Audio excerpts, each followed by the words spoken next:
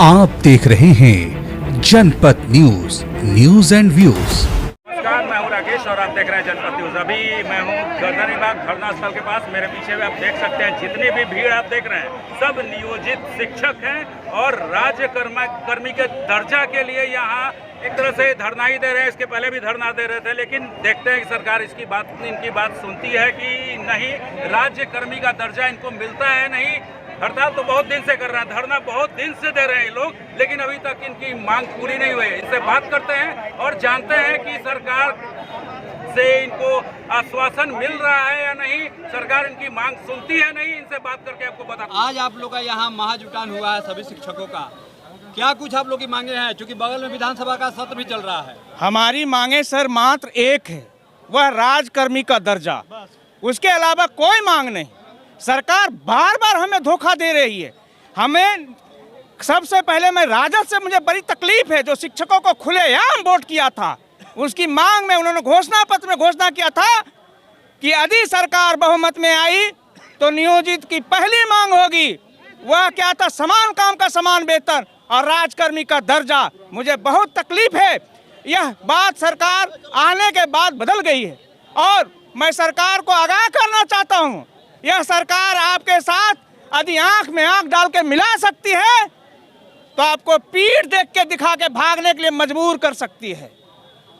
हमारी कोई मांग नहीं, मात्र एक मांग राजकर्मी का दर्जा दे और कोई मांग नहीं। तो क्या लगता है कि आज जिस तरह का महाजुटान हुआ है, सरकार आप लोगों की बात सुनेगी कि नहीं सुनेगी? सरकार तो सुनने के लिए मजबूर हो गई है, हिल चुकी है अभी तक। और सरकार को जैसे कहता है ना कि पुल हिल चुकी है, जैसे कुल्लू में बाढ़ आई है ना, उस तरह यहाँ बाढ़ आई हुई है। देख लीजिए, यह बाढ़ आ चुकी है और पुल धंसने वाली है और सरकार हिल चुकी। हमको लग रहा है कि तानाशाही व्यवस्था का सिस्टम जो है बिहार सरकार में पुनः फिर से आने वाली है और इसलिए अभी महागठबंधन सरकार में रहते हुए जहां के विभाग के शिक्षा मंत्री और विभाग के आईएएस पदाधिकारी के बीच में जब मुठभेड़ हो रही है तो हमारे शिक्षक भाई और सरकार के बीच में का मुठभेड़ का जो है माहौल आप देख रहे हैं वह अतिशयोक्ति बना हुआ है। उम्मीद हम करते हैं कि सरकार अभी भी जाग जाए और नहीं तो इससे भी बड़ा आंदोलन हम लोग चरणबद्ध तरीके से आंदोलन की रूपरेखा के अंतर्गत सावधानी पूर्वक अनुशासन में रह करके यह प्रक्रिया को अपना करके जन आंदोलन की रूपरेखा में काम कर रहे हैं। अगर सरकार अब भी इस पर नहीं जागती है तो निश्चित रूप से आगे हड़ताल की भी। जी, मैं विकलांग शिक्षक हूँ। मैं देख सकते हैं ये विकलांग भी हैं और आज इस आए हुए हैं महाजुटान आंदोलन में भी आए हुए हैं। यहाँ कितनी कष्ट झेलते हुए आए हुए हैं। कुछ लगता है सरकार आपकी बात सुनेगी? 100% मानेगी। हम लोग प्रयास कर रहे हैं इस विशाल प्रदर्शन के माध्यम से सरकार से अनुरोध करते हैं कि हमारी मात्र एक मांग है, बिना शर्त राज्यकर्मी का दर्जा। अगर हमारी मांग पूरी नहीं होती है तो आगे चरणबद्ध और भी आंदोलन हम लोग करेंगे, स्कूलों में तालाबंदी करेंगे और फिर भी अगर मांग नहीं होती है तो हम लोग जेल भरो आंदोलन करेंगे। बहुत सारे आंदोलन हैं। साल नौकरी करने के बाद उसको राजकर्मी का दर्जा मिलता है या उसको प्रमोशन मिलता है, ऐसा कोई भी पूरे देश में कोई विभाग है क्या? हम लोग पाकिस्तानी है क्या? शिक्षा मंत्री का तो कहना है कि बिहार में टैलेंट ही नहीं है, गणित और विज्ञान के टीचर ही नहीं है, वो बाहर पूरे देश शिक्षा मंत्री को होमवर्क करना चाहिए और गणित और विषय और वस्तु का ज्ञान नहीं है शिक्षा मंत्री को, पहले उसको होमवर्क करना चाहिए। एक अच्छे नेता या अच्छे टीचर। मैं मुंशी भारती, माध्यमिक शिक्षक mathematics, project girls high school Triveniganj Supaul. अभी आपको लेकर चलेंगे बीजेपी कार्यालय में, क्योंकि वहाँ बीजेपी के एमएलसी नवल किशोर राय शिक्षकों की नियुक्ति और नियोजित शिक्षकों के बारे में कुछ बोलने वाला है। आइए लेके चलते हैं वहाँ, उसके बाद बताएंगे क्या बोल रहे हैं। शिक्षकों के खिलाफ, जो शिक्षक अभ्यर्थियों के खिलाफ और आज जगह जगह पर उनको अरेस्ट किया जा रहा है, मारा जा रहा है और ये नियोजित शिक्षकों के साथ जो घोर अत्याचार किया है कि हम 10 लाख नियुक्ति करेंगे, वो 10 भी नियुक्ति नहीं कर सके।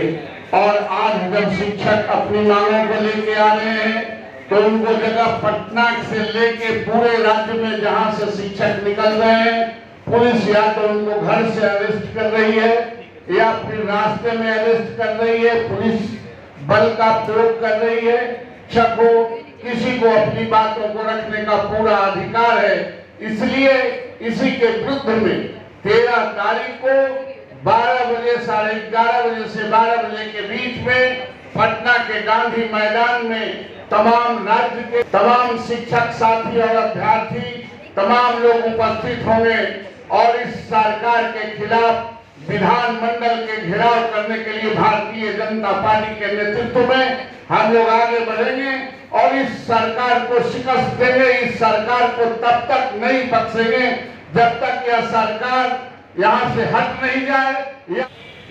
जैसा कि आपने सुना होगा कि नवल किशोर यादव जो बीजेपी के हैं, उनका पीसी था, उसमें उन्होंने साफ साफ शब्दों में कहा कि बिहार की सरकार निकम्मी है, इनके पास कुछ नहीं है। जब जो शिक्षक हैं, नियोजित शिक्षक, उन पर अत्याचार कर रहे हैं, जो सीटेट पास हैं उनके साथ तो बहुत बड़ा नाइंसाफ़ी भी कर रहे हैं, क्योंकि घर से अरेस्ट कर रहे हैं, घर बाहर निकलने नहीं दे रहे हैं। और एक तरह से नियोजित शिक्षक हो या सीटेट क्वालिफाइड टीचर्स हो, सबके साथ कभी BPSC, कभी डोमिसाइल ला देते हैं, हर तरह से उनके साथ अन्याय। अगर उनको नौकरी नहीं देते हैं नीतीश कुमार, आंदोलन बहुत तेज होगा और 13 मार्च को गांधी मैदान से विधानसभा तक मार्च करेंगे और उसके लिए सब टीचर्स जितने हैं उनको आग्रह भी कर रहे थे उसमें शामिल होइए। आपके लिए आवाज़ उठाएंगे हम। खबरों के लिए देखते रहिए जनपद न्यूज़। कैमरा पर्सन सौरभ के साथ मैं राकेश, जनपद न्यूज़, पटना।